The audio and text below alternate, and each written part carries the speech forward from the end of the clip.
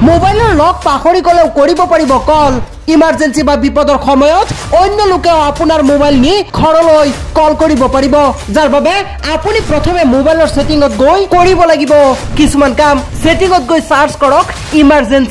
emergency বুলি search কৰাৰ লগে লগে স্ক্ৰলিং কৰি থাকক স্ক্ৰলিং কৰিলে আপোনালোকে দেখিবলৈ পাব ইমাৰ্জেন্সি কন্টেক্ট এই ইমাৰ্জেন্সি কন্টেক্টত ক্লিক কৰাৰ পাছত আৰু এটা অপচন দেখিবলৈ পাব